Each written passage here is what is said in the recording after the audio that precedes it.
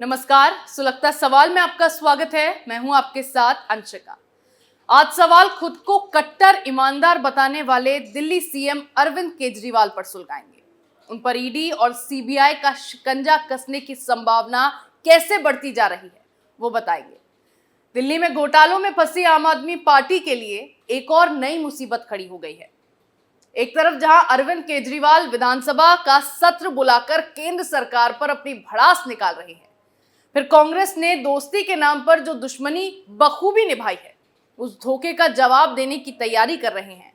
तो वहीं अरविंद केजरीवाल को लेकर एक नया दावा किया गया। ये दावा कॉनमैन सुकेश चंद्रशेखर ने किया है, जिसमें केजरीवाल के एक और बड़े घोटाले की पोल खुल गई। सुकेश ने केजरीवाल पर भ्रष्टाचार का आरोप लगाते हुए एलजी को इस मामले की जांच कराए जाने की मांग को लेकर चिट्ठी लिखी है। ऐसे में सुकेश के खुलासे पर तमाम सवाल सुलग रहे हैं। सुकेश चंद्रशेखर ने क्या खुलासा किया? सुकेश ने क्यों लगाए केजरीवाल पर भ्रष्टाचार के आरोप? एलजी को चिट्ठी में क्या लिखा? क्या केजरीवाल पर गिरेगी ईडी सीबीआई की गाज? ये सवाल इसीलिए सुलग रहे हैं क्योंकि अरविंद केजरीवाल को लेकर महाठग सुकेश चंद्रशेखर ने ऐसा दावा किया है जिससे दिल्ली सीएम की मुश्किलें फिर से बढ़ती जा रही हैं। दिल्ली में सेवा कानून लागू किए जाने के बाद से ही केजरीवाल की उल्टी गिनती शुरू हो गई। फिर कांग्रेस के धोखे और केंद्र की चाल में फंसकर केजरीवाल चौतरफा गिर गए हैं। इन सब से तो दिल्ली सीएम को निजात नहीं मिला कि एक नई मुसीबत उनके लिए खड़ी हो गई। जेल में बंद महाठग सुकेश चंद्रशेखर ने एलजीवी सक्सेना को लेटर लिखकर एक बार फिर केजरीवाल पर भ्रष्टाचार के आरोप लगाए हैं। सुकेश ने केजरीवाल और उनके पूर्व मंत्री सत्येंद्र जैन पर मेडिकल कंपनी से मिली भगत का आरोप लगाकर तीनों के खिलाफ जांच की मांग की है। इसी संबंध में एलजी को 3 पन्नों का लेटर लिखा गया है, जिसमें सुकेश ने कई सनसनीखेज खुलासे किए हैं। दरअसल सुकेश ने एलजी को जो 3 पन्नों की चिट्ठी लिखी है, उसमें अरविंद केजरीवाल पर मेट्रोपोलिस लैब को राजधानी के विभिन्न सरकारी अस्पतालों से ब्लड सैंपल कलेक्ट करने का कॉन्ट्रैक्ट देने का आरोप लगाया है। उसने दावा किया है कि ये वही कंपनी है जिसकी ओर से गोवा चुनाव के लिए 13 करोड़ रुपए इकट्ठे किए गए थे। सुकेश ने चिट्ठी में लिखा है कि केजरीवाल की ओर से उस मेडिकल लैब को दिल्ली के अलग अलग सरकारी अस्पतालों का कॉन्ट्रैक्ट दिया गया है, जिस कंपनी ने गोवा चुनाव के लिए 13 करोड़ रुपए इकट्ठे किए थे। उसने लिखा है कि केजरीवाल सरकार ने मेडिकल कॉन्ट्रैक्ट एक निजी फर्म मेट्रोपोलिस लेबोरेटरी और पैथोलॉजी सेंटर को दिया है। यह कंपनी दिल्ली के सभी जेल के कैदियों के लिए भी ब्लड सैंपल लेगी। चिट्ठी में दावा किया गया है कि सत्येंद्र जैन और अरविंद केजरीवाल के बीच एक चैट में ये सारी बातें की गई थी। सुकेश ने बताया कि उसके स्टाफ ने ये 13 करोड़ रुपए मेट्रोपोलिस के ऑफिस से कलेक्ट किए थे और इसके पीछे सत्येंद्र जैन की साजिश थी।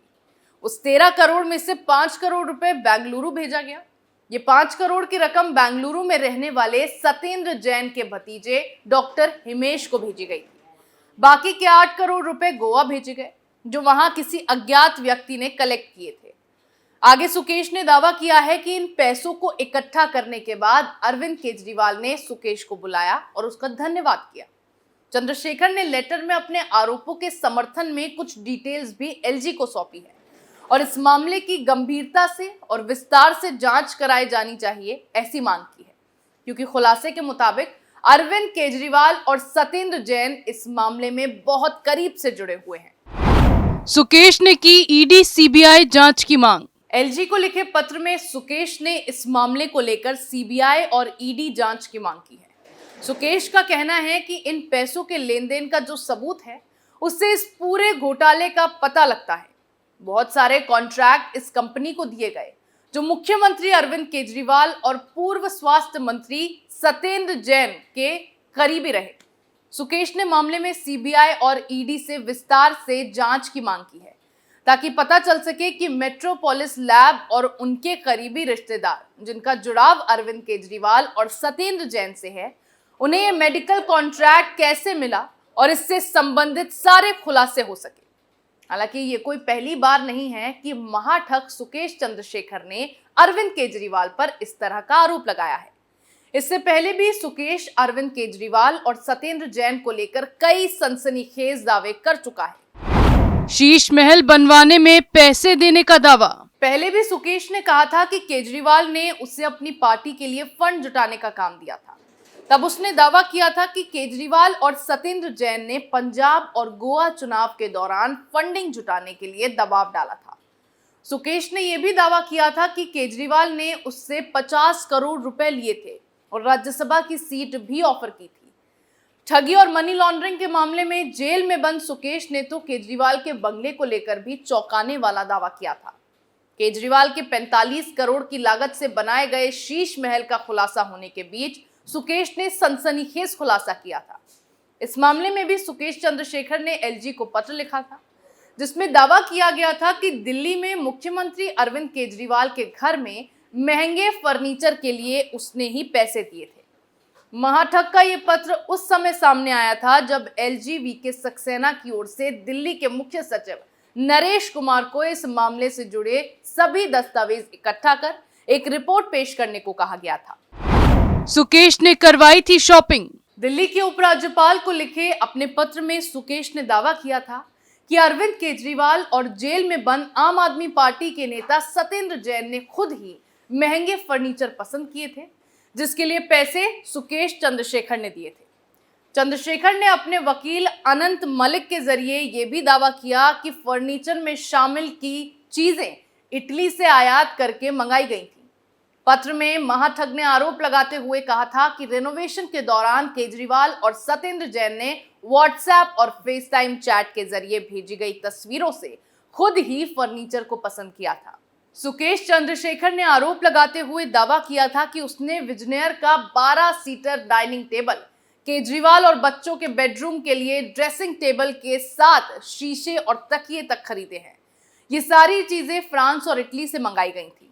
इसकी खरीद सुकेश के फर्म के बिलों पर की गई। सुकेश ने इस खुलासे से संबंधित चैट और अन्य बिल पेश किए थे।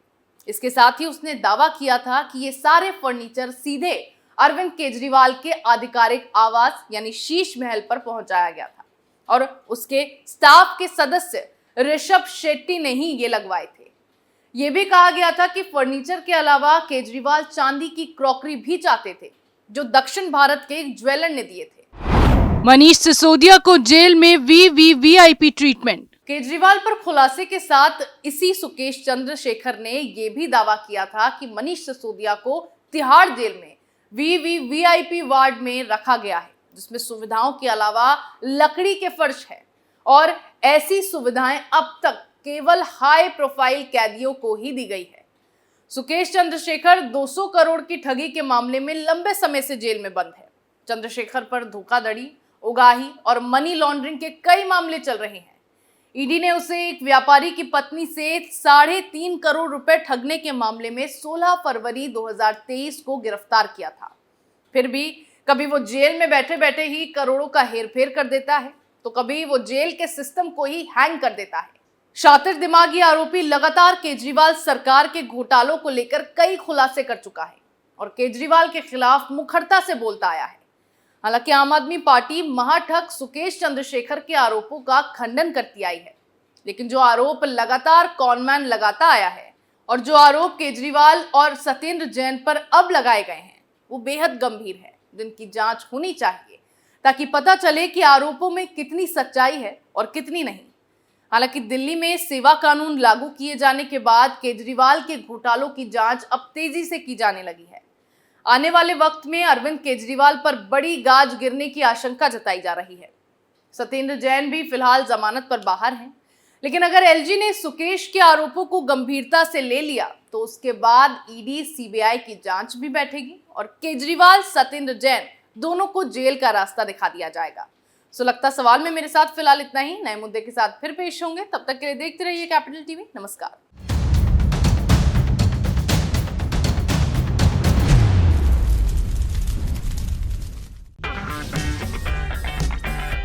अगर आपको हमारा वीडियो पसंद आया हो तो इसे लाइक करें, हमारे चैनल को सब्सक्राइब करें और हाँ, बेल आइकन दबाना ना भूलें ताकि आप तक हमारे वीडियो की नोटिफिकेशन पहुंचती रहे। आप अपना सुझाव हमें कमेंट बॉक्स में दे सकते हैं। हमारे साथ जुड़ने के लिए शुक्रिया।